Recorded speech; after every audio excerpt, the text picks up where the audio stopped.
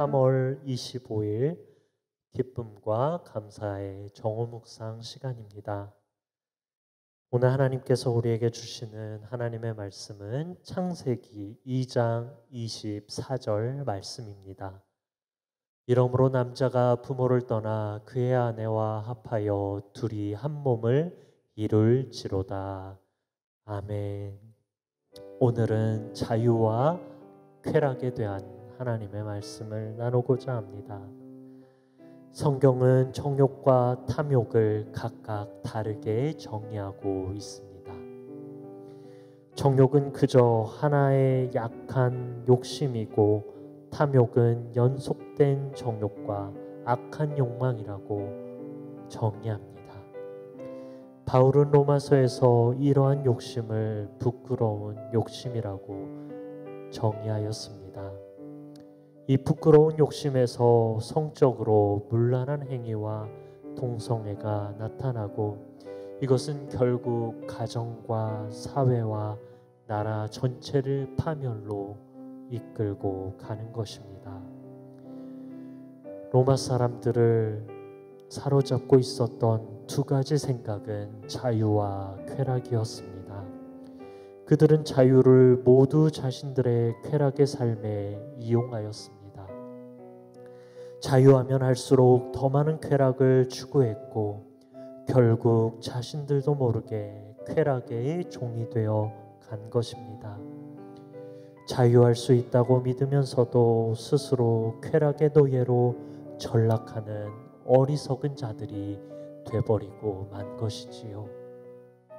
우리들도 로마 사람들과 같이 진리에서 떠나게 되면 쾌락의 노예가 될 수밖에 없는 것입니다.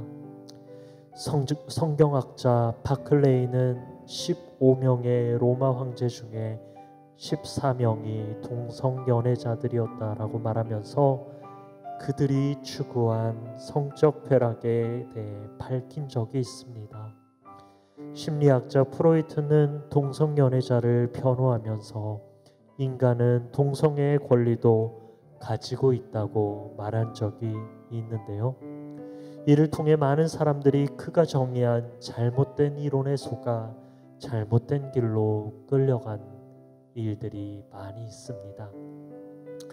이러한 성적에 타락한 자들을 향하여 바울은 저희의 그릇 때문에 상당한 보응을 그 자신에 받았느니라 라고 로마서 1장 27절을 통해서 밝히고 있습니다. 하나님은 남자와 여자를 만드시고 결혼을 통해 한 몸을 이루게 하셨음을 우리는 말씀을 통해 잘 알고 있습니다. 하나님은 성적으로 타락하고 부패한 소돔과 고모라 성을 불로 멸하셨습니다. 인간은 하나님에 대한 지식이 없으면 진리에서 멀어져 죄에 빠질 수밖에 없고 종래에는 심판당할 수밖에 없는 것이 우리의 존재입니다. 바울은 오늘도 우리에게 하나님의 뜻은 이것이니 너희의 거룩함이라 곧 음란을 버리고 각각 거룩함과 존귀함으로 자기의 아내 대할 줄을 알고 라고 데살로니가전서 4장 3절에서 4절로 말씀하고 있습니다.